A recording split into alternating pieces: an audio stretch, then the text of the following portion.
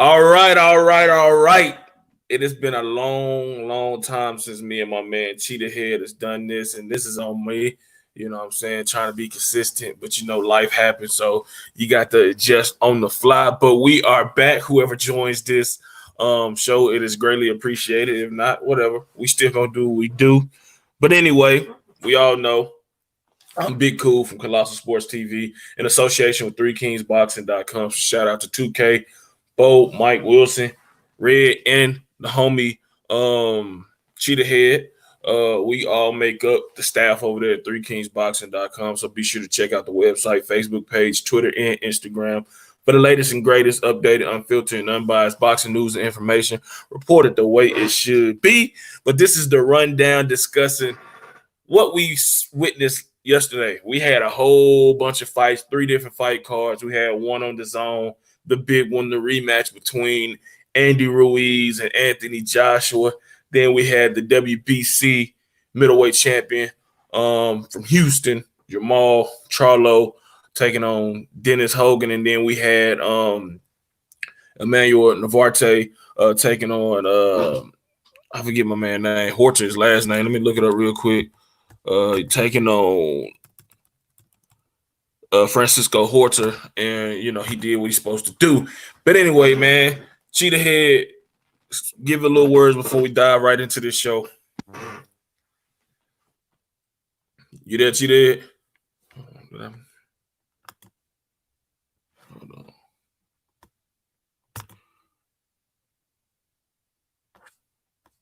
Cheetah Head, you there?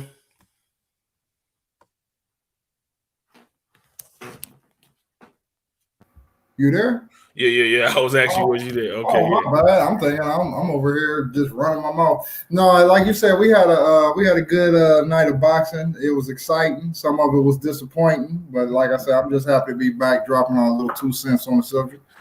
Hell yeah, man! And we gonna discuss Anthony Joshua and Andy Ruiz a lot, but we might as well go ahead and start with it anyway. You know what I'm saying? Because that is the main course of this weekend. Saudi Arabia, it went down 6 months after initial crime committed on Anthony Joshua by one Andy Ruiz. And heading to this fight, man, it seemed like we was drinking the Kool-Aid and eating the tacos that he was making, man, because I picked Andy Ruiz to win this rematch, not only win it, but win it by a knockout. And I made that pick on the premise that he was gonna be around a good 245, 250, maybe 260. But when he got on the scale Friday morning, our time, that motherfucker was almost 300 pounds. And I didn't change my pick because I thought, all right, well, obviously he knows his body. You know what I'm saying? He used to being big. I don't know about that big, but he knows his body. He probably gonna come out being ultra aggressive. He's still gonna be able to cut the ring off and apply pressure to Anthony Joshua. But that was the total opposite. It looked like he was fighting in mud, man. What was your thoughts on the weigh-in and then the actual fight? Basically, like, I agree with everything you just said. Like, I was wholeheartedly going with Team Ruiz.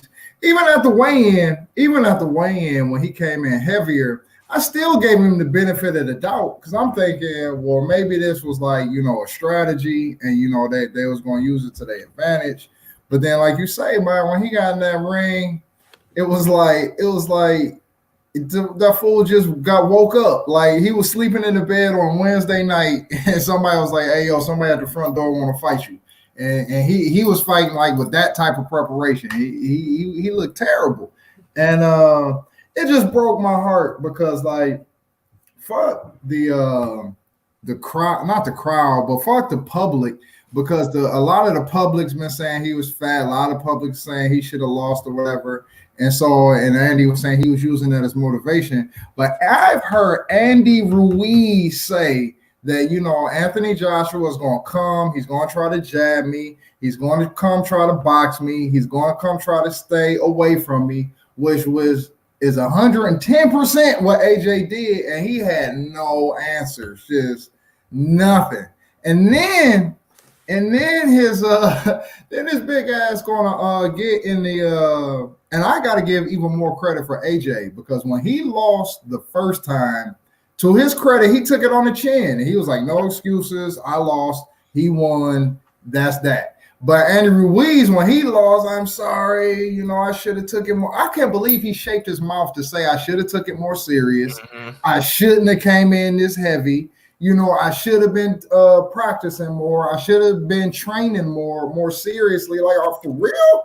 Like, this is what everybody on the planet has been saying why you was going to lose. And for him to come in there and just lose in that pitiful fashion, like, that's one thing to lose, is one thing to get knocked out. But you can do that with respect. But, like, to just go in there and do what the fuck he did, that was sad, man.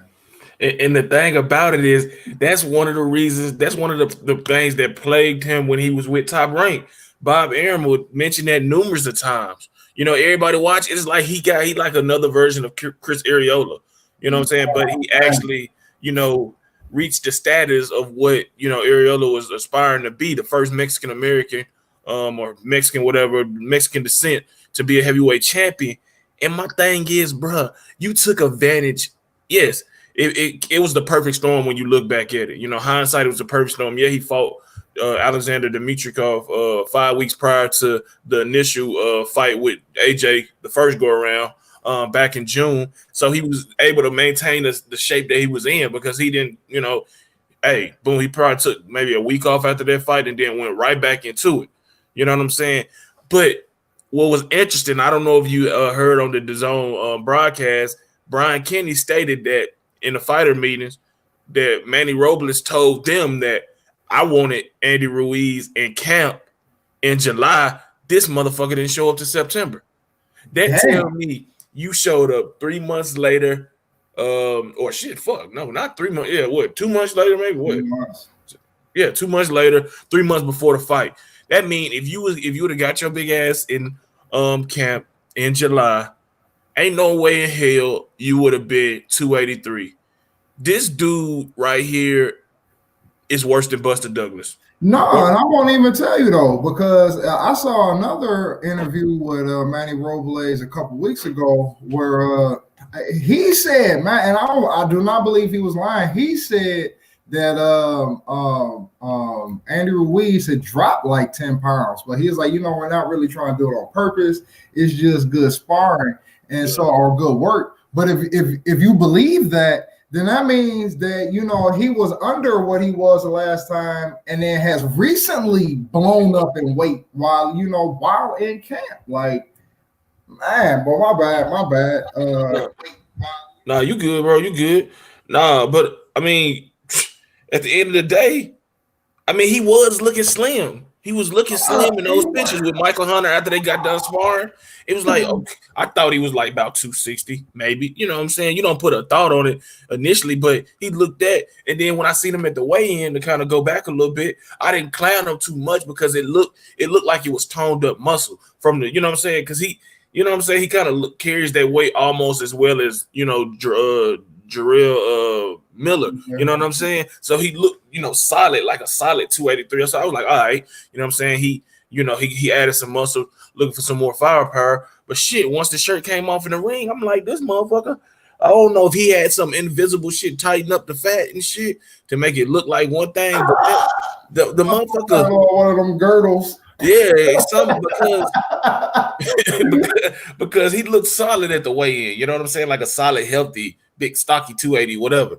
You know what I'm saying? But like you said, to your point, this man out of his own mouth said, AJ is going to come out trying to utilize his jab, which means he's going to use that 8-inch reach advantage. He's going to, you know, try to box. He's going to use his quicker feet. You know what I'm saying? He's going to use the height advantage. He's going to fight at a distance that benefits him. He's not going to get caught up in those exchanges, which, you know, was his downfall, one of his downfalls from the first fight. And yet you still didn't prepare as you were supposed to. That's why Floyd Mayweather gets so much credit in terms of always being in condition all year round. You know what I'm saying? Like, dude, you can indulge, man. Christmas was just your fight was coming up before Christmas. Yeah, you missed Thanksgiving, but you had a chance to eat a little bit after you retained your titles. Eat a little bit, not too much. You know what I'm saying? Because you still want to maintain that discipline. But you could have treated yourself to a nice little, splurge if you wanted to after you retained your titles. If you did what you were supposed to do. You know what I'm saying? Have been done 3 weeks before Christmas and the New Year, man. You could have did the full, like. Exactly, man. And that's the thing that boggles my mind. It's so many people out here that want these opportunities. Look at fucking Dillian White, bro. He didn't look good last night, but they didn't send his ass through the ringer with Wilder and the mandatory from the WBC. And you talked your way into the fight. Credit for capitalizing, but then once you capitalize on it, man, you gotta say fuck the sneakers, fuck the burritos, tacos, nachos, pizza, all that extra shit. I'm gonna get myself at a healthy weight. I'm gonna maintain it, and that's what it's gonna be. You know what I'm saying? Like, what killed me about this is yeah, it is the money, and yeah, it is the fame and all of that stuff. And I'm not saying those are little, because they're not. Those are big motivators. But it's just like fighters, like no other sport. At least I ain't talking about like car racing or something where if something goes wrong, it's just truly catastrophic. But like in no other sport than in boxing, man, you can fucking die. Like you can die doing this. And it's just like 3 people this year have died boxing. They ain't get held up, they ain't fall off no mountain, they ain't fall off no plane. Like they got punched in the head serious times, then their brain exploded. Like this is a serious fucking game. And so even for that, and that's all I'm saying, even for that, the fact that you could die doing this, it's like you're not going to prepare for this. Exactly. And it's just like, and it's funny because I feel so betrayed, nigga. I talk so much shit. Yeah. Like my Andy Ruiz is about to knock this motherfucker out. And like my whole thing was, and it still is, because, and again, like we've been talking about Andy Ruiz the whole time, but like I said, I will give Anthony Joshua his credit. Like in hindsight, I think this will be a very beautiful night for him, because like I was very much, he's fighting away from his home, so he's gonna lose because he's not fighting at home. So he is officially fought away from home for the first time, and got to win. And so I give him his credit for that. And his ring walk, it was funny because he walked down to the ring by himself. And now that he won, I think he's gonna be able to look back on that and be like, that was dope. And so I give him his credit for that. When he won, he gave Andy Ruiz his credit. And like I say, when he lost, he was gracious. When he won, he was gracious. And so, like I say, I give him credit for that. And his game plan, he stuck to his game plan, where he stayed on the move the whole fight. He stayed on the move the whole fight. And in different places, he really laid some hard shots on Ruiz, but he never really got greedy with it. And then even if he landed a couple shots, if dude wasn't woozy, he went right back to doing what he was doing. And so, and like I say, and he looked good doing his game plan for 12 rounds. But it's just like, if woulda, coulda, shoulda, had Ruiz come in looking like he should have come in, I think he still would have beat him. Because like Anthony Joshua's inside game is either non-existent or trash, whatever you want to say. Because every time that dude got anywhere near close to him, he held on. And no, I don't like that. But if the ref ain't gonna say nothing, it ain't his fault. Yeah. And so, because I really believe that's a big way that Kell Brook beat Sean Porter. Yeah. It's like every time he got close to that dude, he held him. Mm-hmm. And like you can clinch here and there, you can clinch, for lack of better words, when it's organic. But if every single time you get close to this dude, you clinch, man, you holding. Mm-hmm. You scared of working on the inside, and that ain't fighting. And the ref should say something. Like that's not for the fighter to sort out. But like I say, in both of them cases, the ref didn't say nothing. So you really can't blame the holding fighter if the ref ain't gonna say nothing if it's working for him. But like I said, I give AJ his credit, but I still believe when he fight, like I don't really. Wait, hold on. I'm gonna stop you there because we're gonna close the show out with that topic. I want to say that, you know what I'm saying, for the end of the show. Let me shout out Mr. DG, who commented and said what's up. But and for y'all watching, make sure y'all hit that like button. But to piggyback off your point, but before that, when you said that these fighters had died, imagine if this was Wilder, Ruiz was fighting. He might have been dead. We might have been yeah. That motherfucker might have been dead because I mean comatose. Exactly, bro. It probably would have looked like his rematch with Berman Stavern. You know what I'm saying? How he just because Berman Stavern looked fat, sloppy, out of shape. You know what I'm saying? Just happy to get there, you know, whatever. But to your point about AJ, and I'm not going front like I'm the biggest fan of AJ. I'm not. I'm not. I don't dislike him. You know what I'm saying? I just want to see the fights that I want to see. You know what I'm saying? I'm pretty sure like you and everybody else that watch the sport of boxing. You know what I'm saying? But for people who's criticizing him and his performance, what did you expect him to do? Yeah, man. This is really the hit and not get hit business, or hit and not get hit as much, because you don't get hit in a fight regardless. No matter if you're Floyd Mayweather, the late great Sweet Pea Pernell Whitaker, rest in peace to him. You know what I'm saying? You gonna get hit, but who want to have their brain scrambled out, fight in, fight out, bro? Right. You got families, you got kids, you got stuff you want to do outside the ring when you retire. You know what I'm saying? So you want to still have your faculties in order, you know, the best as possible. You know what I'm saying? Because you still going to have some shit loose just because you getting hit and accumulating over a 10, 15, 20-year career. Right. Plus amateurs and all that, and sparring and all the other shit. You know what I'm saying? So for people that is criticizing that aspect in terms of him not engaging, shut up. Just shut up. Yeah, right. Because if this was Wilder, y'all would be praising him. Oh, he did that. He stuck on the jab. He stuck from the outside. He jab. I don't know if it's because you consider Joshua more skilled, you know what I'm saying, or you don't consider Wilder skilled enough, so you'd be surprised if he keep the fight on the outside. Whatever his reason is no excuse for that shit. You know what I'm saying? Even Wilder said the head is not meant to be hit. You know what I'm saying? It's not. So why would this man fucking try to entertain us, take another L, get clowned by the same motherfuckers that's criticizing for the win that would have been going even harder for the loss? You know what I'm saying? If he would have repeated that, you know what I'm saying? So fans, let's be real. You know what I'm saying? I don't want no fighter if they don't got to, you know what I'm saying, to out there doing some stupid shit. That sometimes a fight just happen where it take over and you can't really, you know what I'm saying? You just can't. Your game plan is thrown off, so you got to bite down, let your nuts hang, and go to war. You know what I'm saying? That happens. But I'm not. If I was a fighter, I'm not about to say, you know what? I'm going to war with Wilder. I'm going to war with Joshua Ruiz, even if it's a light puncher, because that shit hurt at the end of the day. You know what I'm saying? And the right shot will put you down. You know what I'm saying? Joshua did what he had to do. He utilized the reach, the height, the quicker feet, the better skill set, the whole entire big ring. He utilized everything.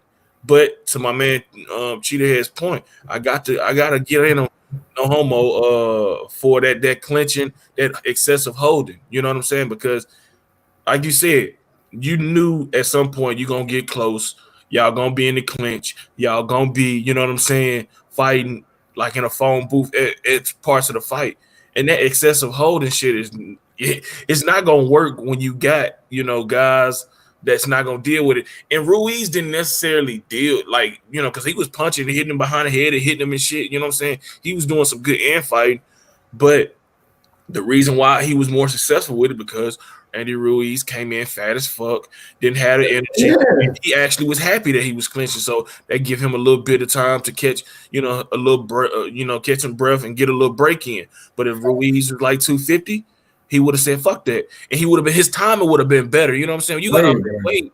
I mean, it was times where he was just missing or he couldn't even pull the trigger because that weight was on him. You know what I'm saying? If he was at 250, 245, 250, anywhere between 245 and 260, he would have been much better. He'd have been able to cut the ring off. He would have been able to, be more effective with his shots. He was so fucking overweight and out of shape that he wasn't even using his jab, bro. And jab don't take that much. Oh, You know what I'm saying? It don't even take that much. You flicking that bitch out, bro. Like, you know what I'm saying? It does hurt. Because you know what? And like you say, man, the fight was boring. But when Fury beat Klitschko, that fight was boring as hell. It's worse than that one last night. Man, and so but that ain't Fury's fault and that ain't Joshua's fault. You know, they like you say, it's the hit and don't get hit business. And not only was Joshua outside of that, you know, that suspect inside fighting, when Joshua was on the outside, he embodied what boxing was because he was moving moving his feet real pretty.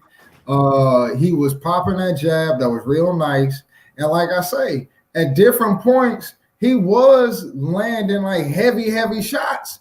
And so, and it was a couple times where I know he landed like 2 or 3 heavy shots and he wanted to like just let it all hang out. But he caught himself and was like, nah, that's how I fucked up last time.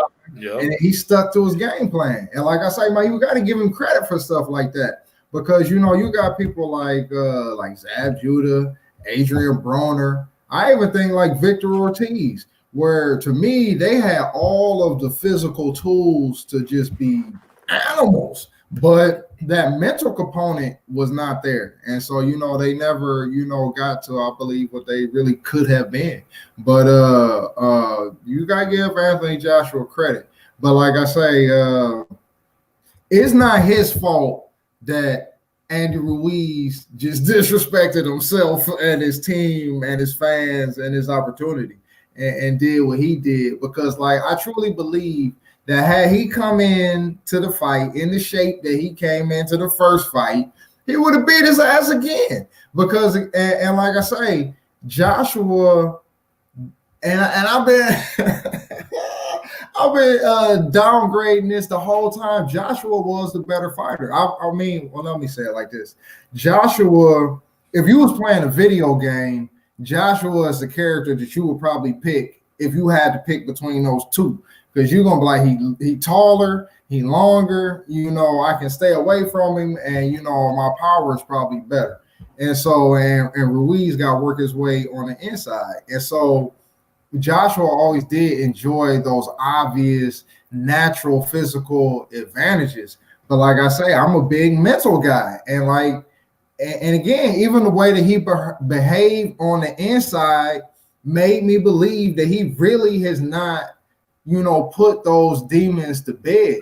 It's just that Andy Ruiz came to the ring in such shit show shape that he couldn't take advantage of you know, whatever mental fractures were still there. But that ain't AJ's fault. He did what he was supposed to do. And so, like I say, I give him credit.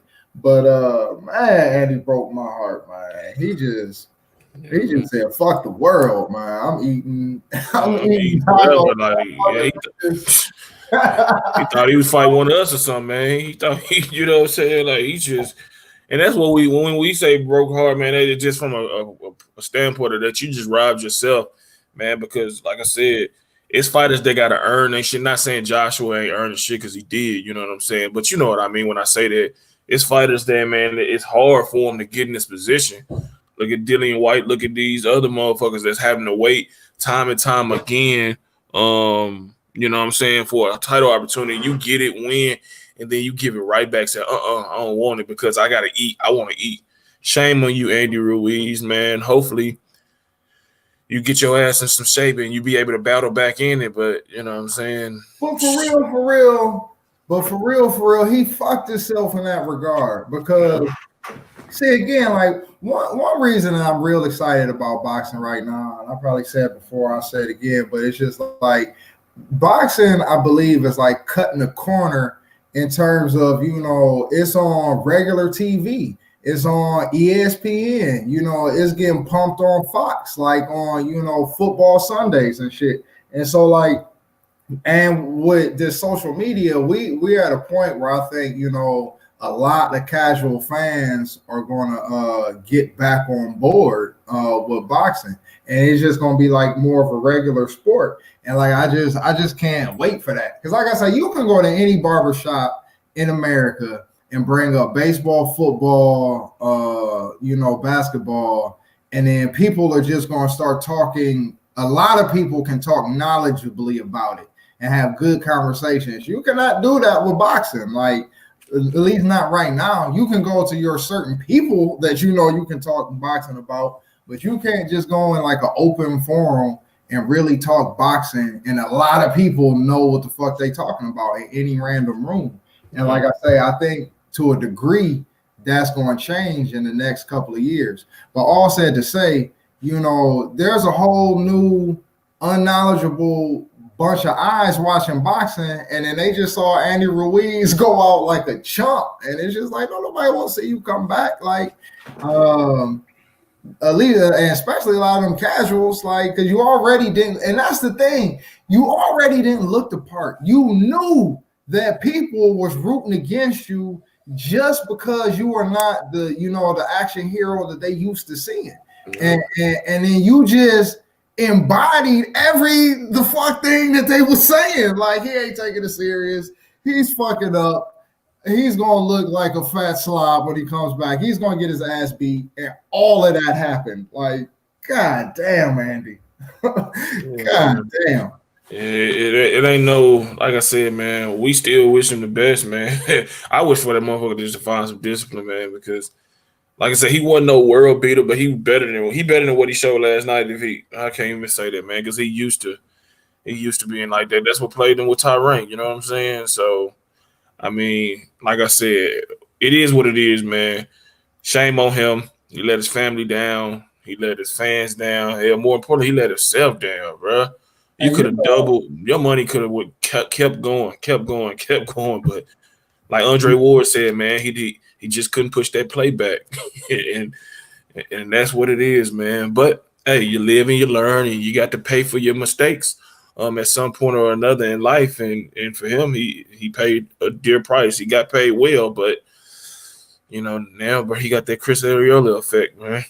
I was just about to say that was a perfect example, because I used to be a big Nightmare fan. Oh yeah, because, me too. Again, you could throw him in there with Zab Judah and the rest of them, because again, I believe he had every physical tool that he needed to win a championship. Because that boy, he had good combinations. He definitely had a beard. Yep. He had heart, power. Like, he had everything, and he was charismatic. You get him in front of a camera, he gonna have you laughing. Like, dude had everything he needed except that top tier discipline to come to the fight in the shape that he really needed to be in. And I just knew he was gonna be, like you said, the first Mexican heavyweight. But I don't know what it is. Like, I don't know what it is. But no, I was a big Nightmare fan, man. He broke my heart a couple times. Heck yeah. All right, y'all. Now we're about to move on to the next topic. Jermall Charlo, the WBC middleweight champion, disposes of Dennis Hogan in 7 rounds in pretty much what we all can call a spade, a cherry pick fight, because we knew, no disrespect to Dennis Hogan, who should be the WBO junior middleweight champion. He shouldn't even been worrying about this fight if the crowd and the judges in Mexico back in April didn't rob him against Jaime Munguia. He should be the WBO, junior middleweight champion. But you know how politics and bad judging and all that hometown advantage shit plays out. So, you take it in stride and keep moving and hope that you find yourself in another situation where you can reach world title glory. And he did last night, but he was going against a guy that is much better than Jaime Munguia. He's more athletic, more skilled,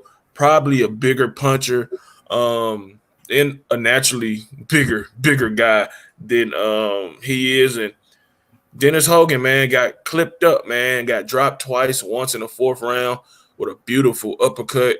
And then finally a left hook in the 7th round sent him down. He got up. Referee said, you know what, I ain't gonna allow you to take no more punishment because you can end up being seriously hurt. and it was a terrific stoppage. You know what I'm saying? What was your thoughts on the fight? Because I know you covered it. You provided those recaps on the fight. So what was your thoughts on Jermall Charlo last night?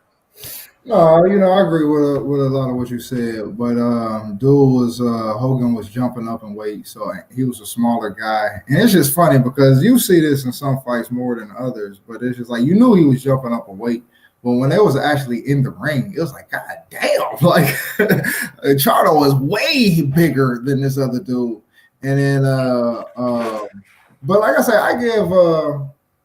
I give Hogan credit because he came in with a good game plan, and he fought well for the first half of the fight. But like I say, especially championship 12-round fights, like it's football season. You can really break a fight down into like the 4 quarters. 1 through 3 being the first. 4 through 6 the second. So on and so forth. But it's like, so for the first half of the fight, like, Hogan was doing nice. But when you got into like the second quarter, going into the third quarter of the fight, it's like, nah, like he's slowing down that hair. But the one thing about Charlo or the Charlos is like, I believe they are good fighters. I believe they have good ability. But one thing that I think Tony Harrison kind of showed about Jermall Charlo and Hogan kind of showed about Jermall Charlo is like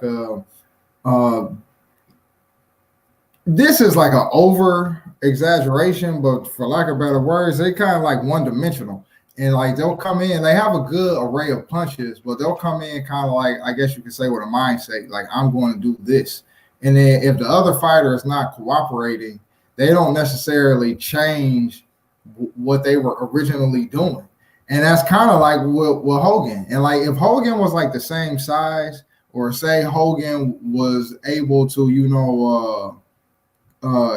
keep up the level of his defense throughout the fight, I think he could have outpointed Charlo, because like I say, Charlo he was throwing the same punches, and he was just like always being like just a hair too slow with the kill punches. I mean, he was tagging him and laying leather on him, but he was just a hair too slow with them killing punches. But like I say, because he was tagging him, and just the fights going on, as you get toward the second half and you just slow down that hair, well, then you saw what happened. But that's the only critique on them or Charlo that I would say is I wish they would be a hair more adaptive in the ring. But other than that, like I say, man, they some real saucy fighters. Because like I say, when he hit him, though, it was nasty.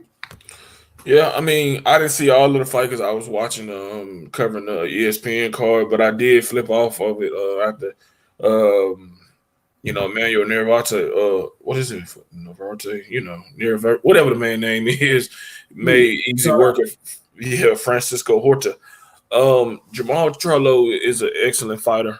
But we really can't assess him because he hasn't really fought anybody. He fought Austin Trout early on in his career. I thought he lost that fight.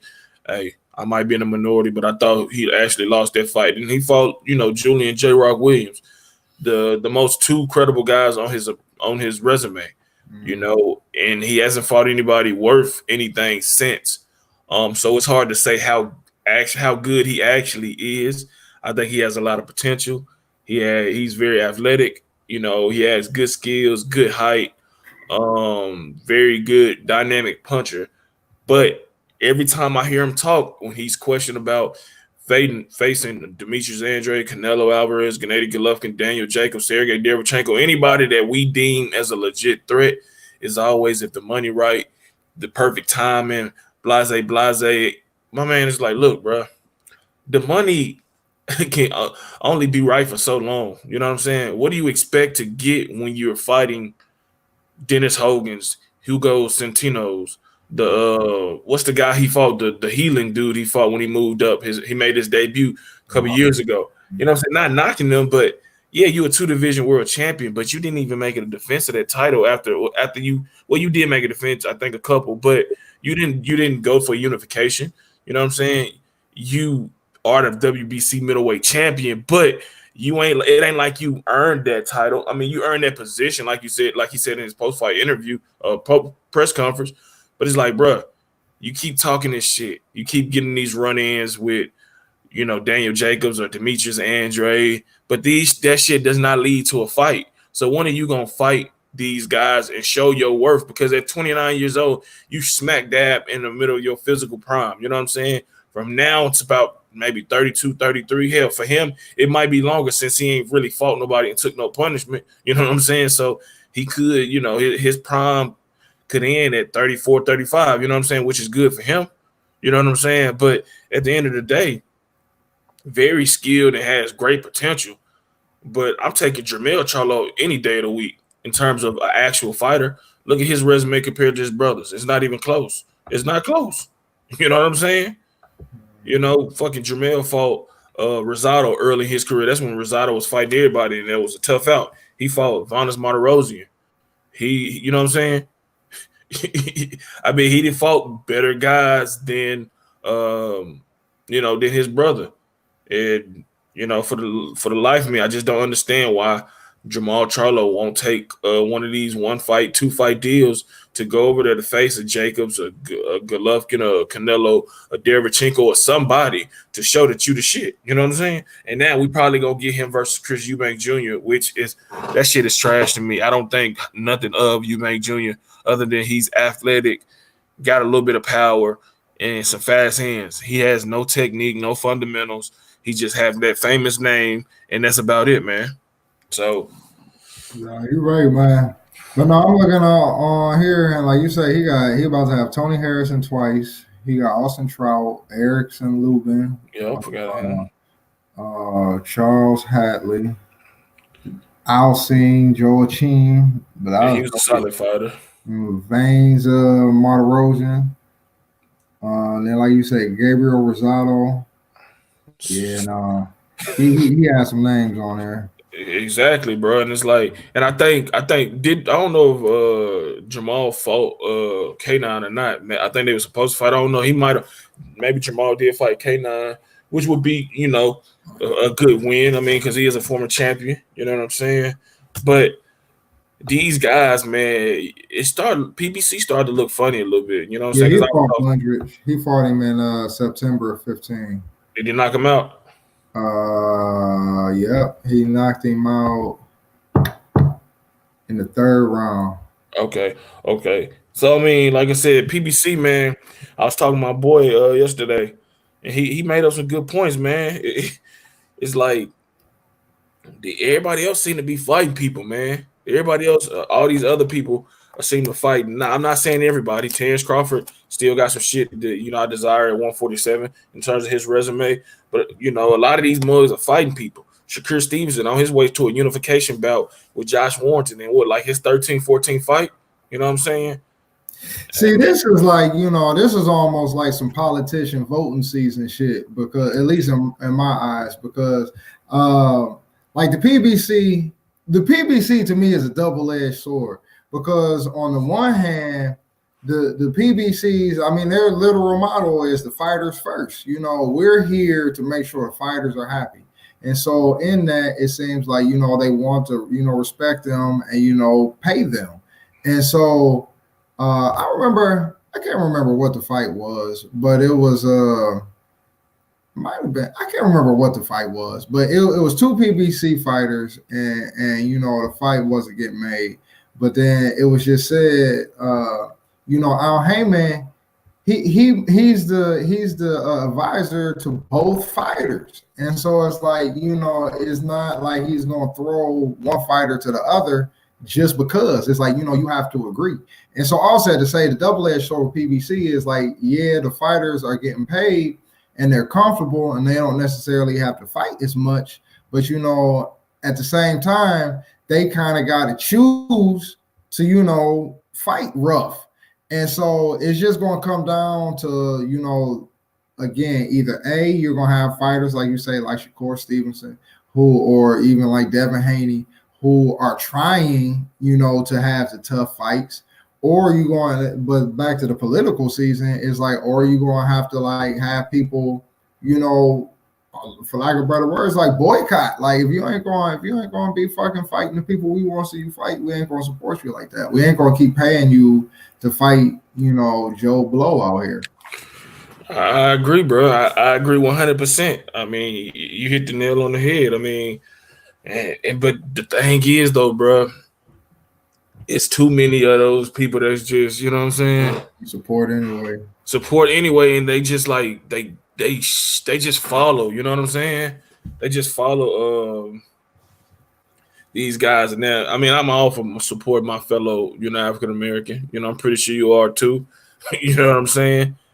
But shit, I mean, you be better off position being that N-word, you know what I'm saying? If you beat these guys, you know what I'm saying? Mm-hmm. And then you really get something behind, you know what I'm saying? But at the end of the day, it's not necessarily even supporting, my fellow, African Americans, which I'm always do.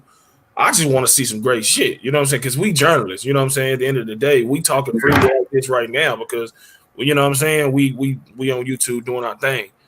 But our objective is to see the best fight the best, whether you black, white, Mexican, Asian, Puerto Rican, you know what I'm saying, Dominican, whatever it may be. Our job is to, force y'all hands by asking y'all the tough questions, writing these articles, these personal pieces, you know what I'm saying, and pushing for the excellence of the sport. You know what I'm saying? And if you so happen to be, African American, that's even better. You know what I'm saying? You know what I'm saying? Because you putting on for that demographic and that race. But these fighters don't even really appreciate their support, you know what I'm saying? Because I done seen some, I ain't gonna mention no names, some top YouTube channels that have interviewed these fighters, and they black like me and you know what I'm saying? And the fighters, whether it's Jermall or Gervonta Davis, man, they just be like or Broner, whoever it may be, they pretty much tell you, look, man, y'all gonna watch who we fight regardless. And that don't send off a light bulb in none of these dudes' head. Like, you know what? Maybe I shouldn't be going so hard for these motherfuckers. You know what I'm saying? It's like they still elect to, you know what? I'm gonna still ride with these motherfuckers regardless, even if they giving us these fights versus the Joe Smos and the, whoever it fucking may be. So at the end of the day, I don't necessarily got a dog in the race. I just want to see some great fights. And I just want to see the great fights now, not 2023 when y'all motherfuckers took some L's and ain't the same. Or look at Errol Spence, man.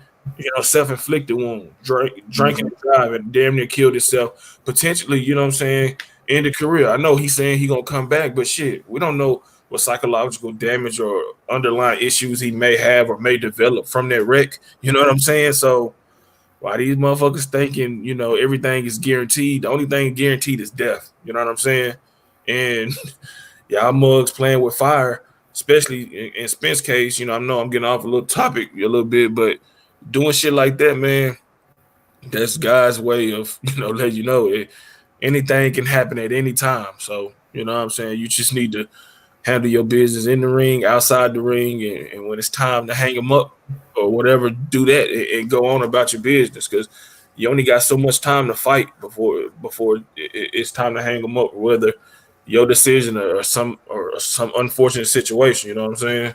So no, that's why I agree. But that's why I'm such a big fan of Sean Porter, is because to me, I mean, win, lose, or draw, he just embodies that throwback fighter mentality of I'm the best. Oh, who you say is the best? Him? Okay, I want to fight him. Or who you say is the best now? Him? Okay, I want to fight him. And win, lose, or draw, he keep jumping in the ring with everybody. And that's why I say, to me, at welterweight, he got the coldest resume. I mean, I know he ain't got no O, obviously, but like I say, pound for pound, can't nobody fuck with his resume at welterweight other than like Pacquiao. But like you say, it is. I don't have no problem if a fighter take like a fight or two and then take a fight off. I don't have no problem with nothing like that. Or like say Spence wants to fight Crawford and they're going to fight but Crawford already got a fight signed, and so Spence take a stay busy, stay sharp fight. Like, I don't have no problem with that. Yeah, nothing like But that. like you say, but when you're habitually dodging or do like Santa Cruz and jump out the division and then call out people from the division you just left, like stuff like that, man. Like, come on, man. That's goofy. And like you say, and at the end of the day, again, this is a blood sport, man. Like, y'all are playing for keeps. And so you, again, just logically, you think that for your own benefit, you will want to fight the roughest fights when you are at your peak. You don't want to start waiting until you on the downslide of the roller coaster to really be taking on these monsters. And like you say, that's why Nonito Donaire's performance the other week to me was so dope, because he is clearly not in his prime, but he took on a prime monster. And although he lost, it's like that Mobb Deep lyric where he was like, "Nigga, I'll leave scars so you'll never forget me." Like, man, he left that dude with a busted up face. Like, you gonna remember me for the rest of your career, the rest of your life. But he did that in the twilight of his career, and so that made it a little bit more special. But it's like, you don't want to be fighting no monsters like that. You don't want to have to be and especially because if you didn't do it in your prime. And so you waiting for your later years to really get your real credibility and get your real scalps. Like, you don't want to do that.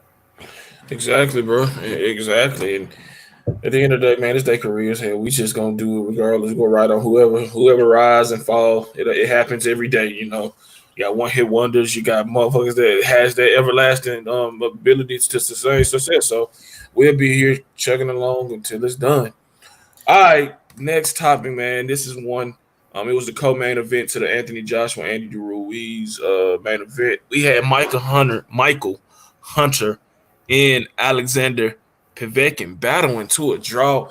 And I was surprised because at 40 years old, Povetkin has clearly seen better days. He got sparked in 6 rounds against Joshua last year, but bounced back to beat Heavyweight Fury, the great value version of the Furies.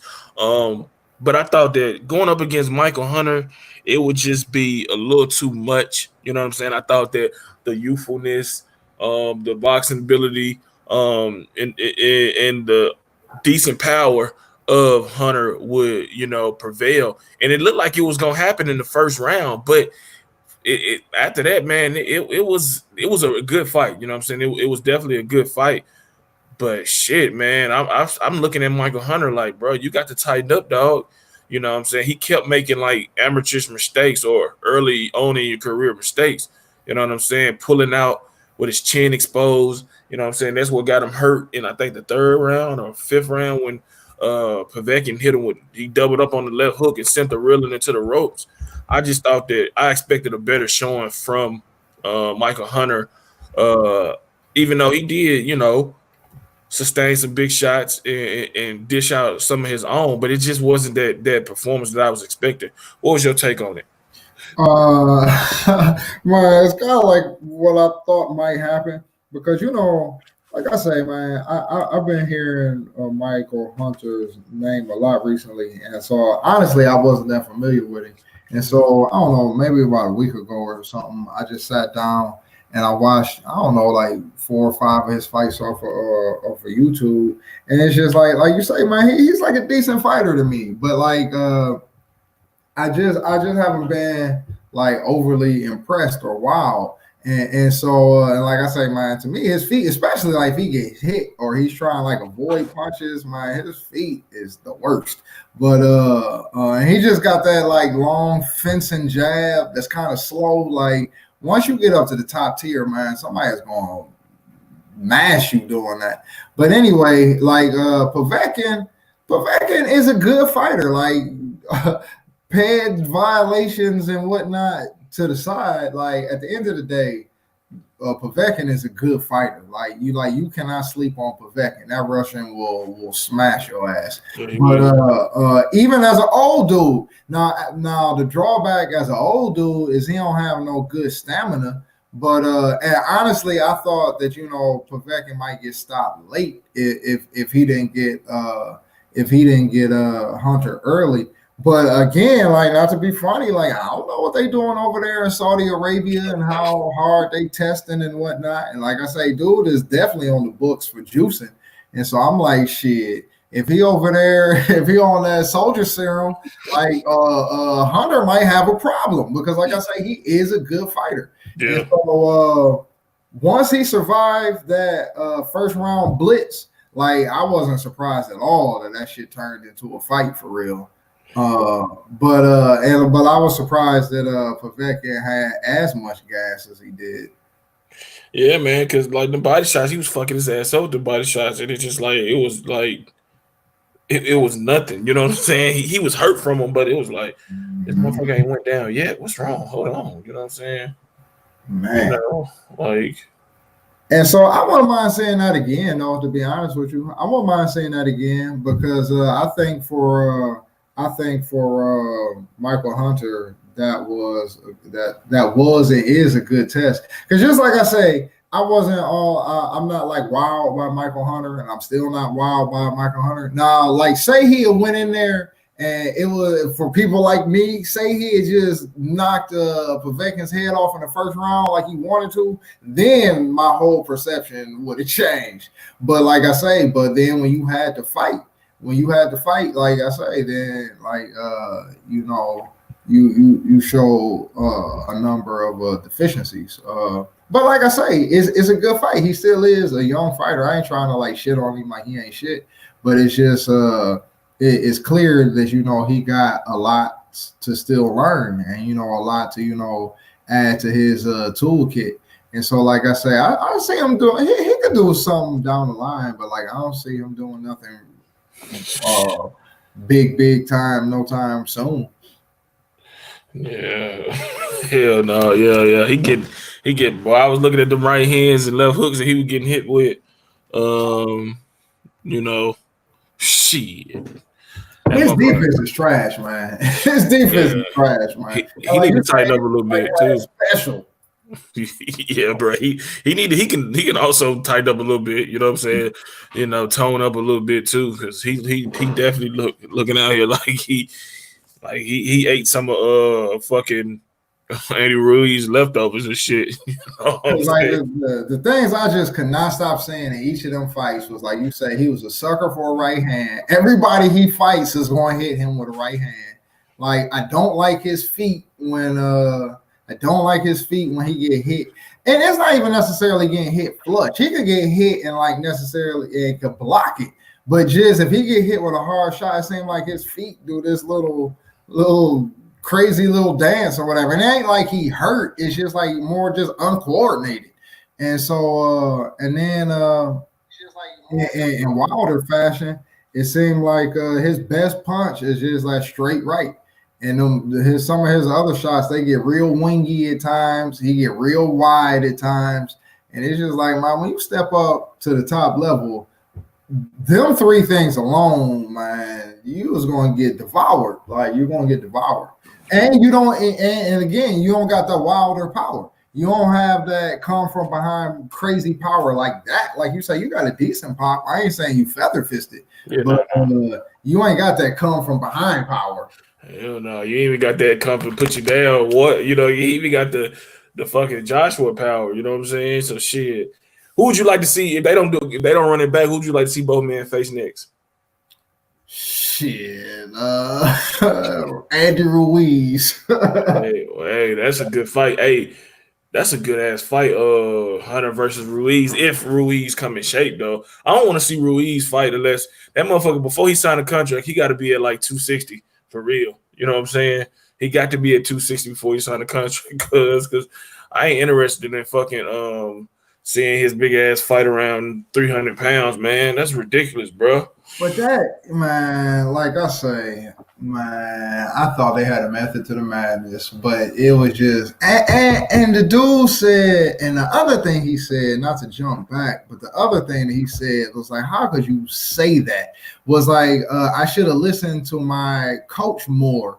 He was like, this camp, I was trying to train myself. I'm like, what the fuck? Like that makes your trainer look horrible. It makes your trainer probably look worse than you. horrible. And he was just standing there looking at him like, This nigga, nigga, like, this that's nigga in-house crazy. motherfucker. That's in-house information.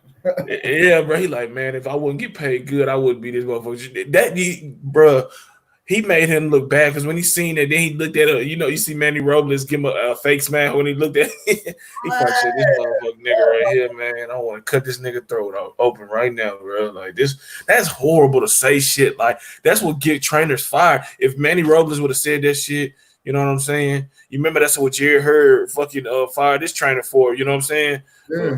Like, even if Robles said this shit, I would applaud him because that was obviously the fucking truth. You know what I'm saying? But Ruiz, man, he played this stuff, man. I don't want to see Ruiz fight, man, for a while, bro. Like, and that's the thing, like, like I ain't gonna throw him to the wolves for forever, but this shit just happened yesterday. Like, like I tell my son, like, man, however you feel, that's how you feel. Like, if you feel mad, sad, jealous, or whatever, like that's how you feel. Yeah. Now, how you put that energy out into the world, that's the important thing. Yeah, but like your initial knee-jerk reaction, that's just how you feel. You shouldn't feel ashamed about it. But like I say, my knee-jerk reaction is I'm mad as fuck. Like shit. So I'm gonna take this Sunday to be mad at this motherfucker and talk all kind of greasy shit. But like I say, we be cool come Monday.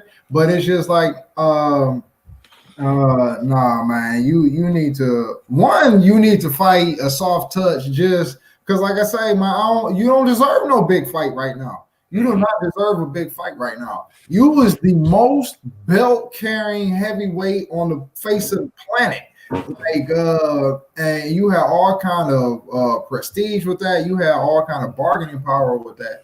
And I remember, Andre Ward, he was saying, like, he don't understand when fighters say they can't get up for a fight because it's just like any fight you can lose.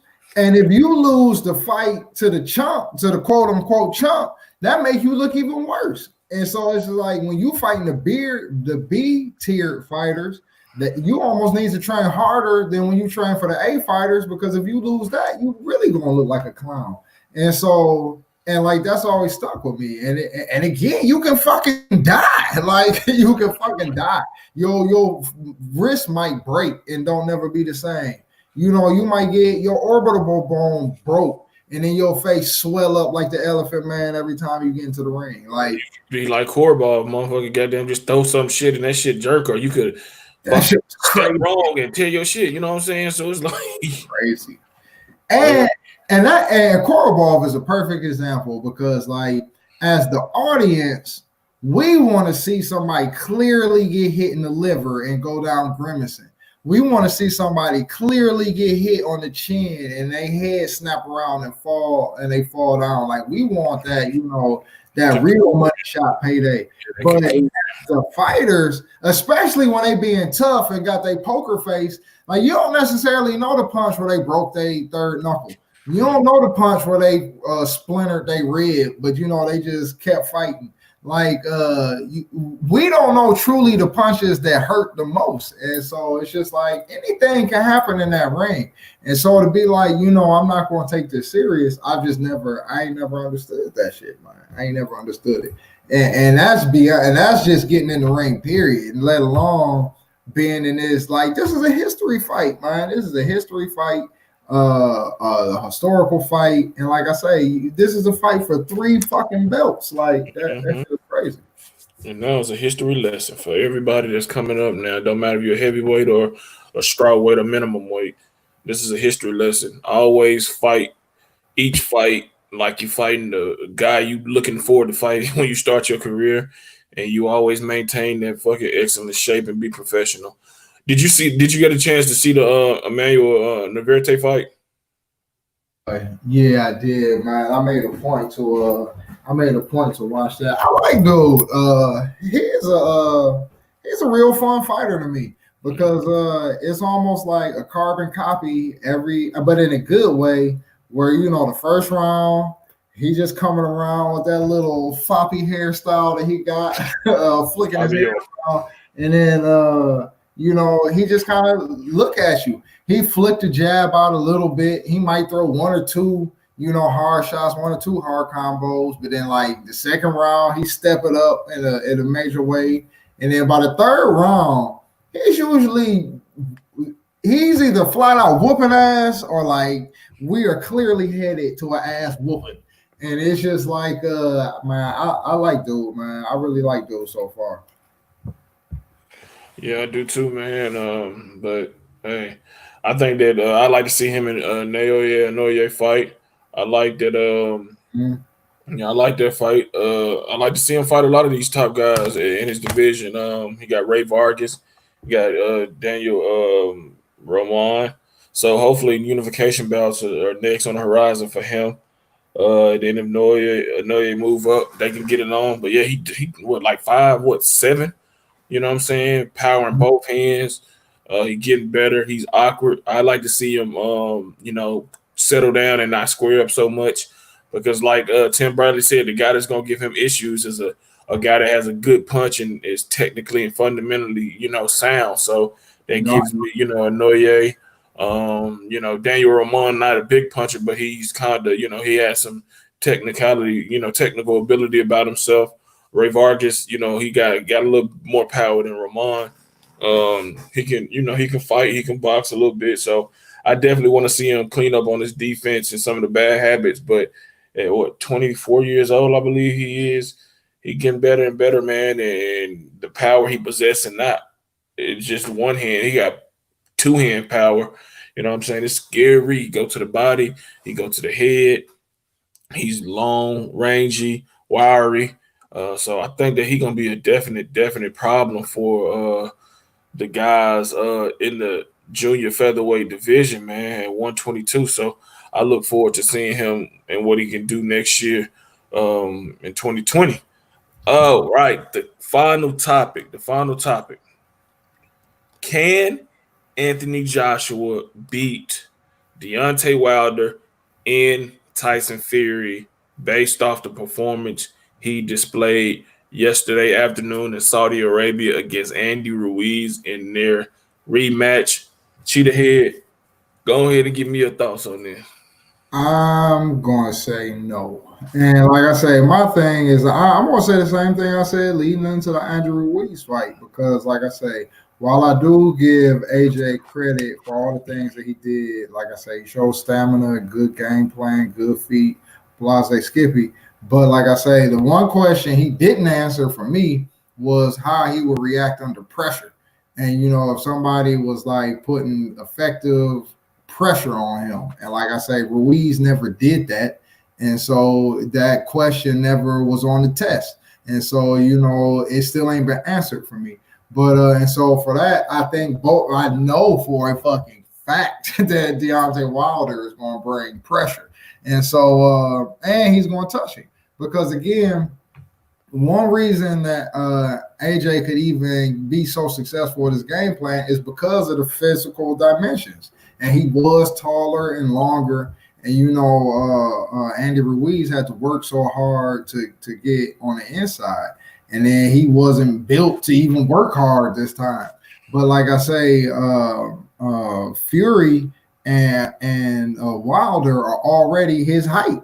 And so that whole being taller and having this extreme reach advantage, all of that goes out the window off top.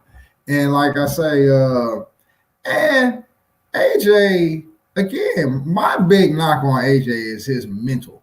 And it's just like, if he was to fight either one of them throughout the pre-fight hype, man, they'd be all in his head. He'd be worried about what the trolls are saying. Like, no, I don't think right now he beats either one of them dudes. Man, I agree. I'm not saying it's a foregone conclusion that I'm not saying I don't give him no chance. Exactly. But you're asking a lot for him to do that against Wilder, what he did yesterday. Now, I give him a better chance against Fury than I do Wilder. Me too. A way better chance. Because there's no doubt in my mind, unless Joshua can crack, you know what I'm saying? But Wilder has shown a tremendous chin. Yeah. Unless Joshua detonates on the chin of Wilder, he's going to lose. He's going to lose. And I'm sorry. I'm sorry that Wilder isn't the greatest fighter, but that he got that one punch power. I'm not gonna discredit him for that because that's what he was blessed with. You know what I'm saying? He was blessed with that right hand. He wasn't blessed with the fundamentals, or he didn't take the time to learn it, whatever the case may be. But what he was blessed with is a good chin, a great right hand, and the fighter's attitude and belief and confidence. The shit he say is genuine when it comes to his self-belief. He believes in himself. He believes that he the baddest man on the planet. He believes that he'll walk through Fury in the rematch. He believes he'll walk through Anthony Joshua, Daniel Dubois, Tony Yoka, Luis Ortiz again, Dillian White, Jarrell Miller, any rising fighter or, already set in stone contender. That's who he is. So that power is a motherfucker. And I say it again. I say it all the time. He land that right hand on fucking Joshua. It's over. It is over. Joshua might get up, but if he get up, it's only going to be worse for him. It's only going to be worse for him.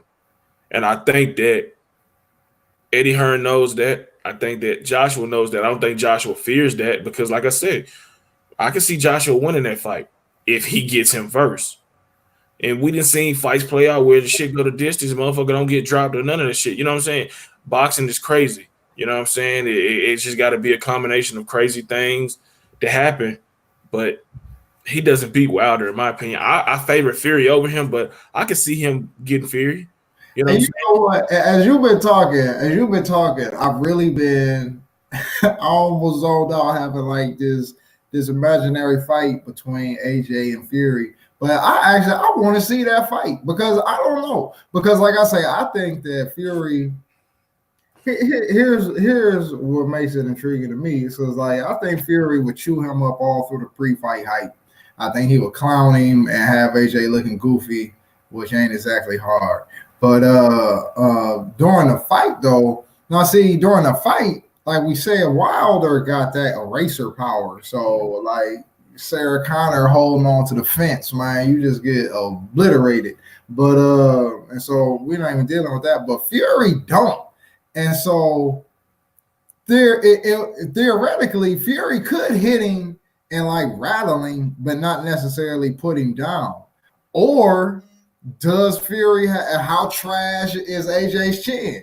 Can Fury put him down?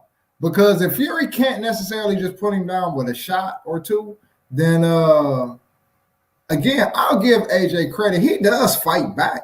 Again, the whole reason he got in trouble with Ruiz in the first place is because he was being overzealous. He wasn't running and ducking. Like he was doing too much. And so like AJ will fight. And so if it comes that he could eat, Fury shot flush and then the crowd get to ooh and an eye, like that could turn into a good fight. He fights Wilder, he's just getting knocked to smooth the fuck out within the first 3 rounds. But Fury might be a good fight. Yeah, I mean, I that's what I'm thinking, man. I think that it's gonna be tough, against either one of them, man. If he had a better chin, I might slightly lean towards, I can't even say it'll be close to a 50-50 fight with him and Wilder if he had a better chin.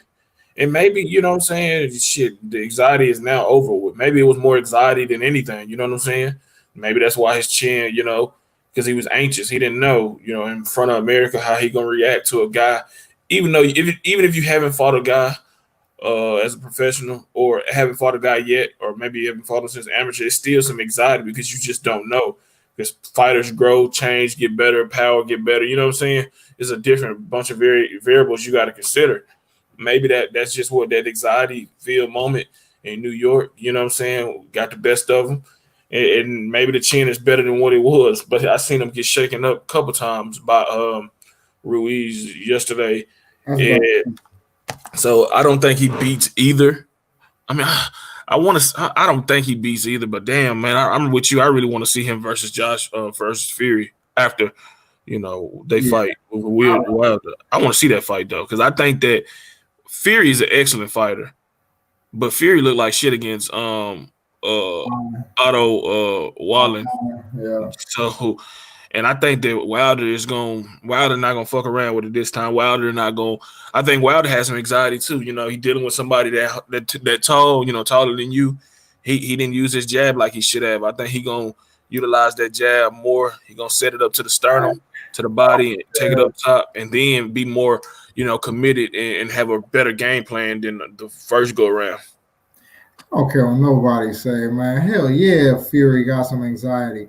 Man, just look at it. Like, man, just as a man, just put yourself in that situation where, one, you say you got knocked out. You know you got hit in the head and woke up on the canvas. I mean, now, what happened with the 10 count, whether you was knocked out for 1 second or 1 month or whatever, you know this man landed one punch and knocked you smooth the fuck out. So one, you got that to deal with, and then I don't care what nobody say. When your trainer say you got knocked out, when your father and your wife, the mother of your kids, is both like, nigga, that nigga knocked you out. Please don't fight him again. Like, or some Rocky shit. Like, you can't win. Like, you gonna tell me that shit ain't playing on your head? Like, man, this to me, man. I don't care who you is. You could be Zeus. That shit is gonna be like, this bitch don't believe in me.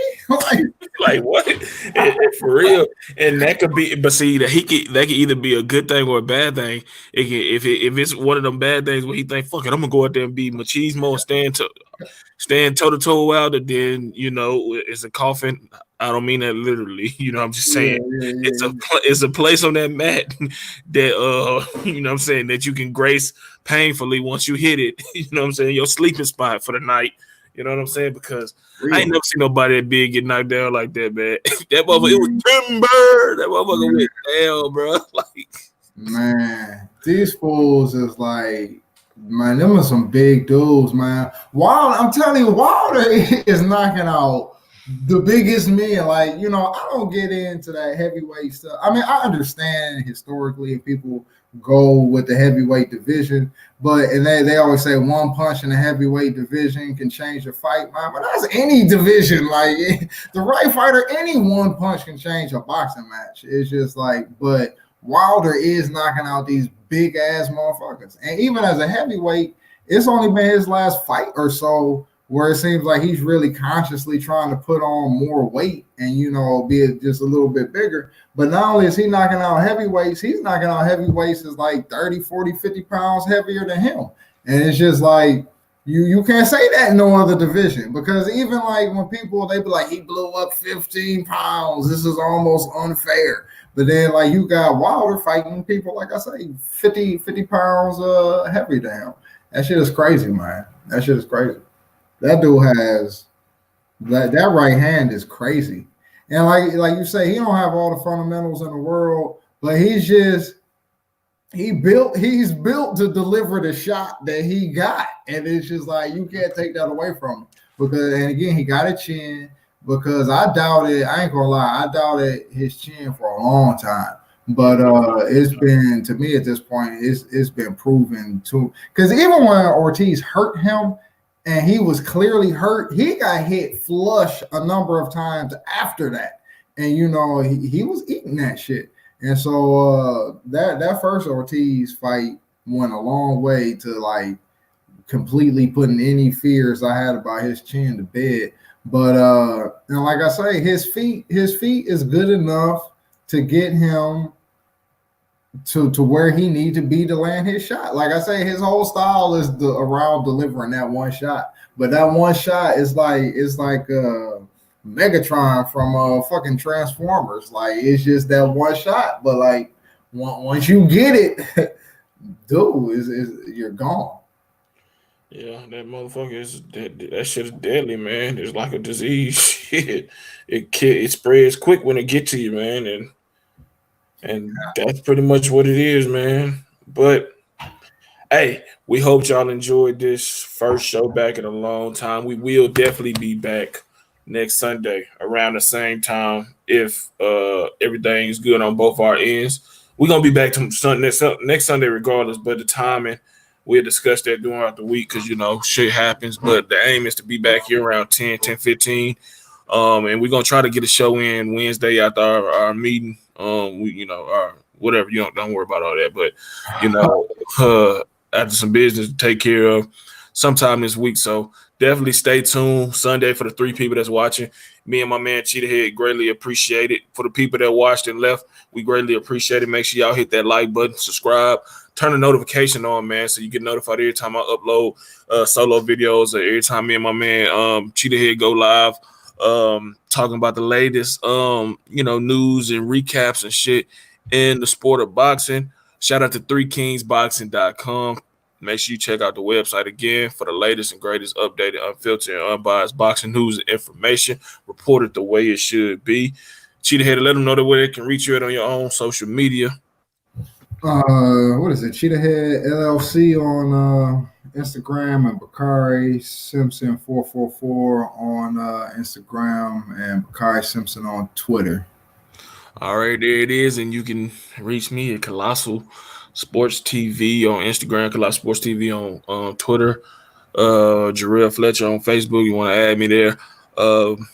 Shit, man, yeah, and just stay tuned, man, because next Sunday we'll be back. Until then, we're out. Peace.